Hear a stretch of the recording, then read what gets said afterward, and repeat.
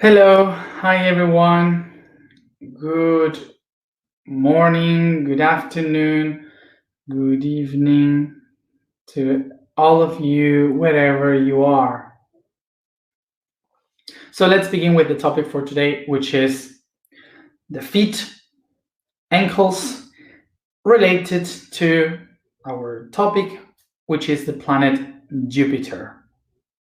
So for me, Jupiter, after the Earth, is the most beautiful planet of the solar system. So for sure you have seen images of Jupiter like this, which is very beautiful, but many of these pictures are like done with different photographs and so on. And I put today in the blog a picture of the planet that was taken, I guess, that by the Cassini, I don't know, I don't really know the name, something was taken, and it's so beautiful that really, as I wrote today, it seems like a Van Gogh painting. It's amazing. Is art. This planet is art. So this planet is the biggest of the solar system, but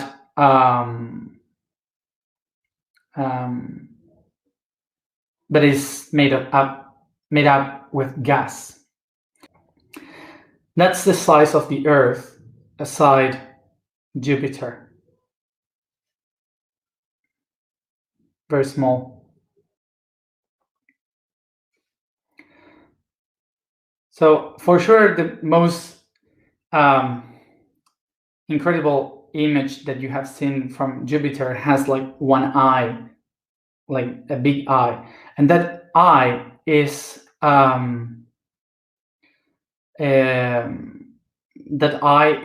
hurricane. Really, it's not an eye; it's a hurricane. Now it's disappearing, but it's so big that 3 Earth can be inside that hurricane, this storm. So it's so huge that in between 3 or 4 planets, Earth can fit inside that storm.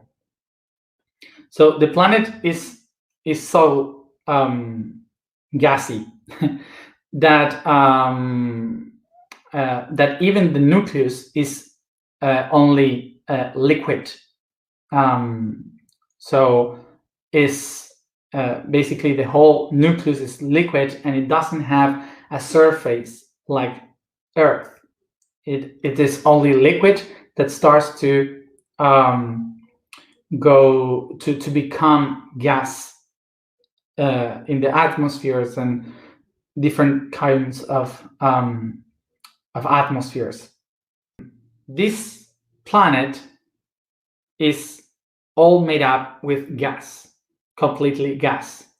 The liquid in the nucleus and gas on the different atmospheres. So the different atmospheres are moving really fast in the planet, which is what you can see here with the layers of Jupiter. You can see the different layers. And why they are created like this is because of Coriolis effect. Coriolis effect is the spinning of the planet, the spinning on its own axis, how it moves all the atmospheres around. Then you can check it more in internet, but basically the Coriolis effect is the one that makes the storms move in one side in the north and in the other side in the south. When you see how, if you see a map in the internet, when they show how the atmospheres, the clouds move in the planet, you will see that in the north they are going that way, and in the south they're going this way. So this is because of the spin of the planet and how the atmospheres are moving around. This is also why the seas, the currents of the seas are also moving one way and moving the other way in the south. So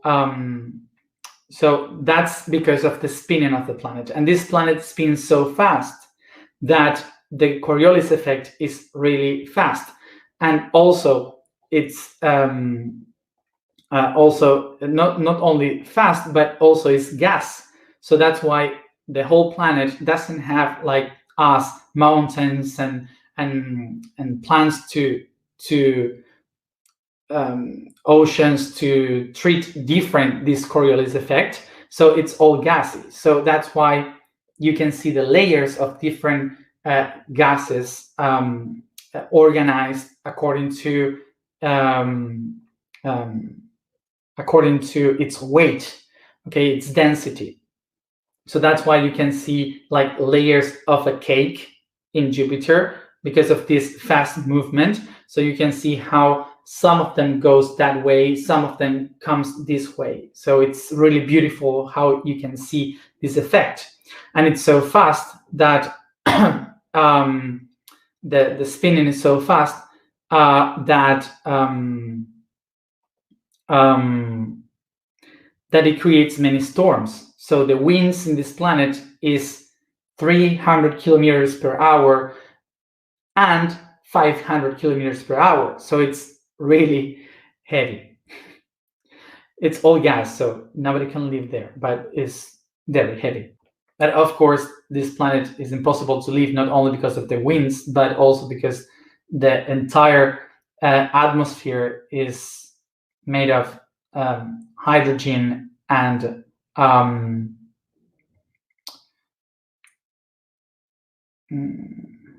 helium. Okay, so it's impossible. So also you have ammoniac in the atmosphere, sulfur, hydrogen, I guess. So it's impossible to live, basically, to have life. So it's so fast. Coriolis effect is so fast because of the movement of the planet that it is the fastest planet on the solar system. It turns on its axis in less than 10 hours, 9 hours and 50 minutes, 10 hours. So Earth is 24 hours, Jupiter only 10. So that's fast. So this planet is so big that it's like kind of a second sun for us. We could say that the sun, of course, is the most important because everyone is related to the sun. But in such a way, somehow, we are also bounded by the gravity of this planet, somehow. So even if we are all related to the sun, this planet is also affecting us in a way.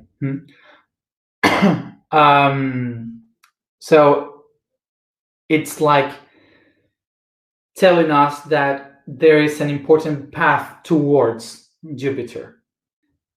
So this planet, even if it is so big, this planet is not was not considered as big in the past, because from our point of view, the people in the past saw this planet in the same size as a star, okay? But it was a little bit smaller than Mars, so it was behind. So for the people in the past, they perceived the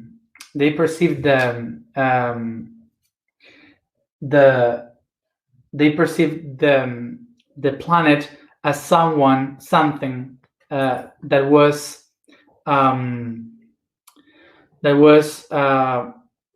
like walking through the stars, and it was something important, but it was taking care of the skies. It was behind Mars and Venus, which we already spoke about. So they saw that it was a very important light in the universe too. It's because of its light, its presence that they thought it was important to name this planet with the one taking care of the light, bringing the light and guiding us in the light. So because of this, let's go to try to understand why they decided to name this planet as Jupiter. I remind you this again as always. For the ancient ones, the gods were not people, but they were concepts that hold on it many other objects of the earth. Gods were what we can name today archetypes. So, for example, something that we use a lot in our daily life is to hold the different people as if it is only one. Like, for example, saying the mothers. There are many mothers, many women that are mother in the planet, but we say usually the mother. Okay, the mother in the planet Earth, they does this, that. So it's like a singular concept speaking about many other concepts. Okay, many other objects. So, for example, we say the mother, the father, to relate that. So eventually we start to speak about the spirit of all the mothers as the mother. And that's how it comes, as much we use it, it comes to become the divine mother, the divine father, and so on. And that's how we create the divinity. The origin of the name divine comes from the idea from the ancient people that they thought that all these concepts were bringing light, were bringing awareness, were bringing clarity.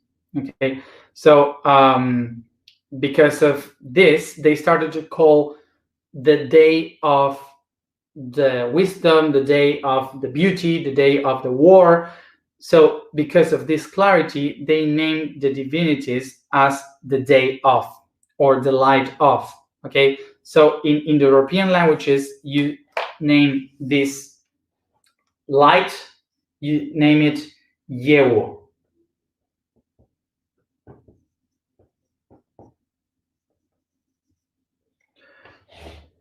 Yewo is light, luz. En español, Yewo es luz. So Yewo is the one that originates the word Diwa. That gives divine. So we will have two currents of the word Dieu. One Greek, the other one Roman. Zeus, Iois. So in Greece, they will call Dieu as Zeus. In Rome, they will call Dieu as Iois. Iois. So who was Zeus? The god of the ray, the god of light. Who was Iois? The god of sky, the god of the heavens, of the light. For the Greek people, Zeus is the father of all the gods, because the light originates everything. God is light. Maybe you have heard this before. Iois, for the Romans, is the god that guides the Roman Empire to the light, to be victorious. Is the father of all the others. Zeus is the word that originates Dios, Deus, which is God in Spanish, in all the Roman languages.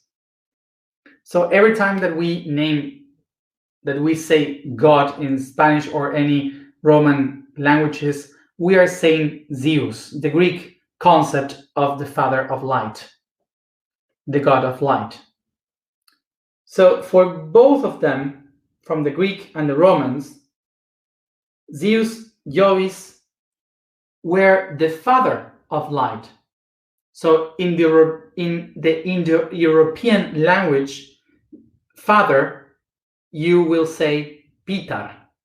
In English, we say father, that comes from Pitar. So when we want to say the father of the light, how do we say it? Jupiter. Does it sound familiar?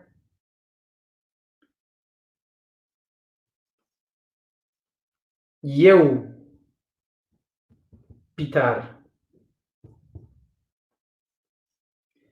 Jupiter.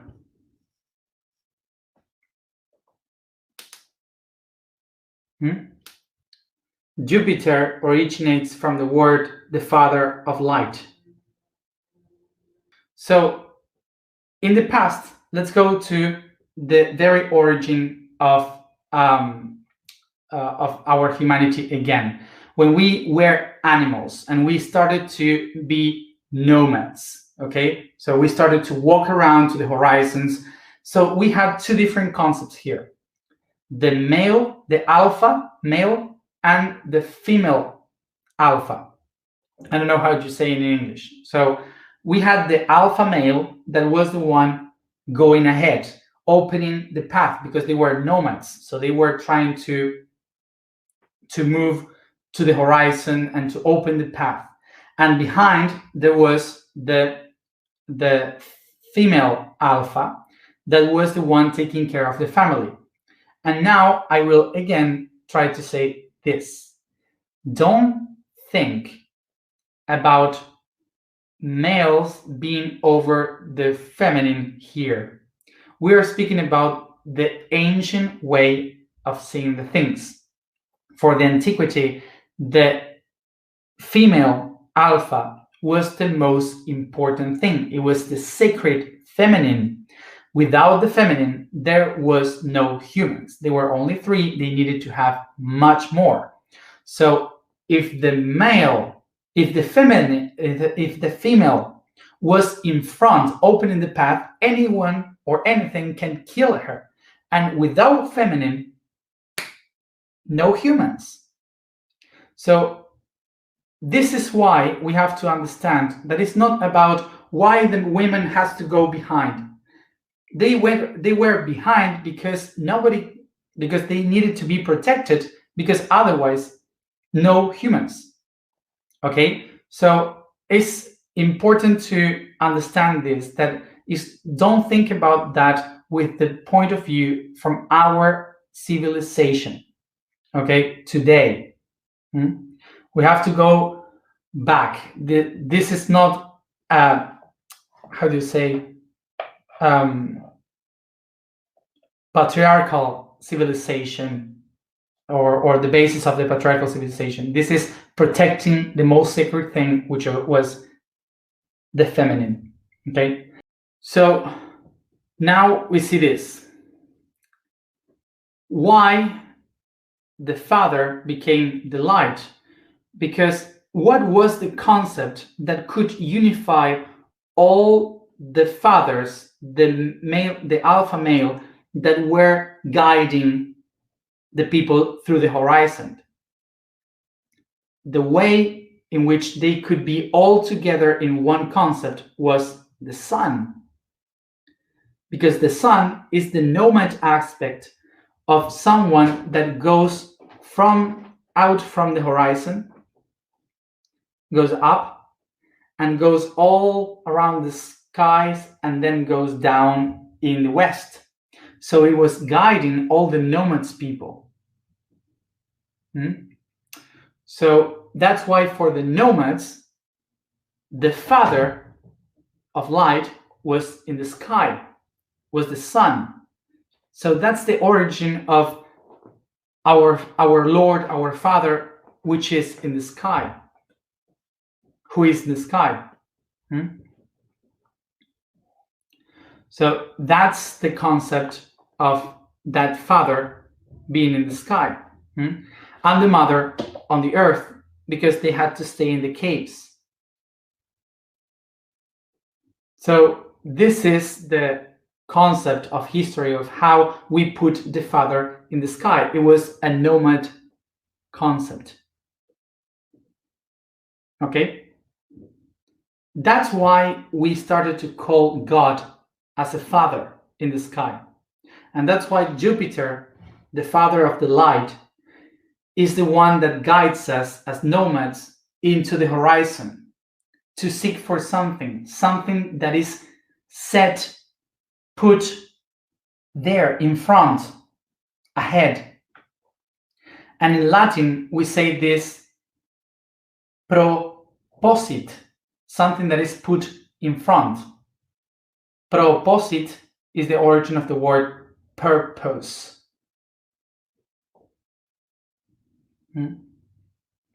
This is why we relate the Father of light with the one guiding us to find the purpose of our existence.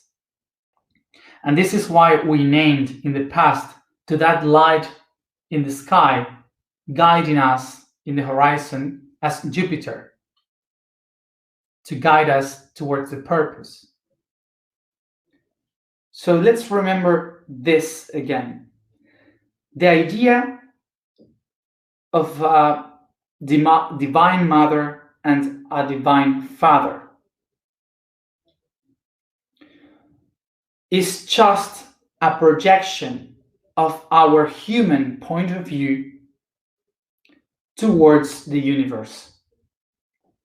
And is this why we humans do this?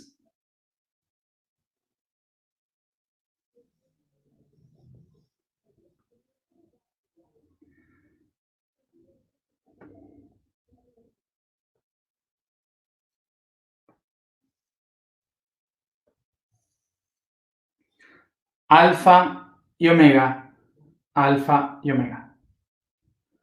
This alpha here is mom. Mom. This is to be born, birth. Mom, birth. This is to grow. In the concept of antiquity, mom gives me birth and helps me grow. This is the feminine path. And then we will go through the masculine. This is reproduce.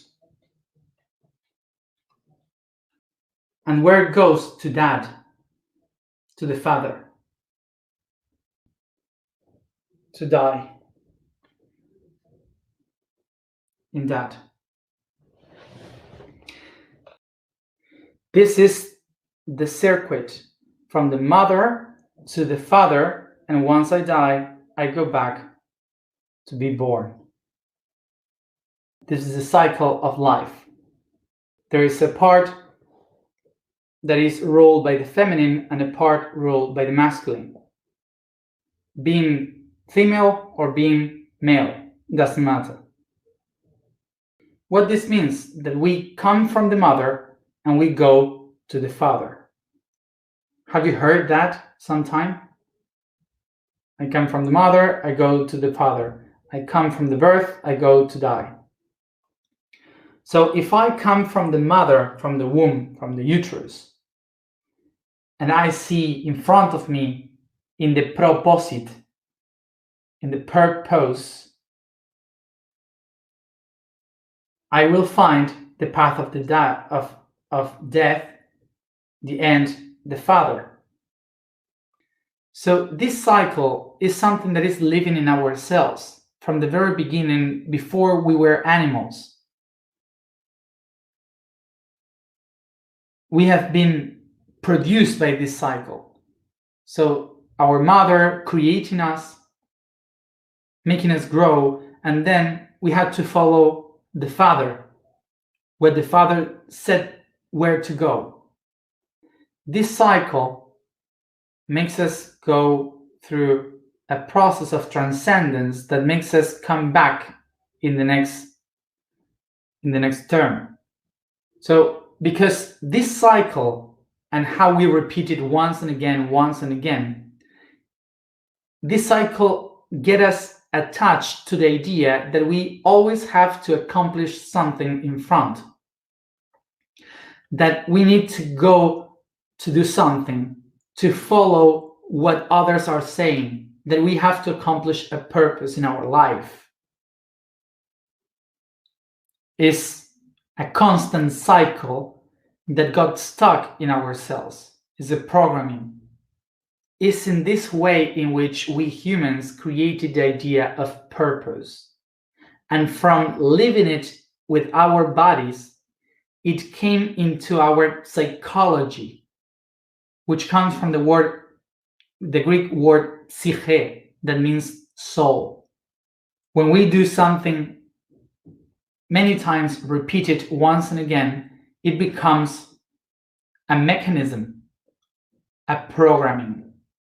As you see here, we are the only animals that had created psychologically the idea of purpose. There is nothing in nature, nothing in the cosmos that creates the idea of the purpose. Only we do. We had made the purpose in a reality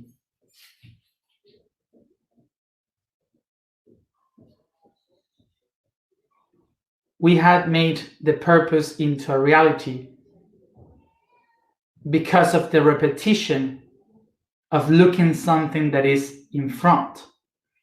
So this purpose, it doesn't matter if you don't have a father in this life. It doesn't matter if you don't know where you're going in this life. It's a programming in your cells, in your body. It's genetics. It's there. Okay?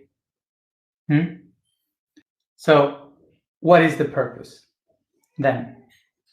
So basically, the purpose is a biological system that helps us to move forward. When we are unaware of our inner power of creation, we need the purpose in order to move forward. And maybe this sentence is very heavy for me, for myself, for everyone. And this is because our entire existence has been built in order to find a purpose. And now the question would be, is it wrong to think about the purpose if it doesn't exist? No. The answer would be, it's because of the purpose that we exist. Have you noticed that is the opposite? That is not that we exist because there is or we have a purpose, but we exist because of a purpose. That's why I am the purpose. This is why the only way in which we can keep existing, keep expanding ourselves, is by creating more purpose. If we don't put the intention of a purpose, the idea of a purpose, we don't have any meaning in our life. Until I don't realize myself that I am the origin of my own purpose, I will be living the purpose of others. And the last thing to understand is that we are all one. We are not separate beings. So it doesn't matter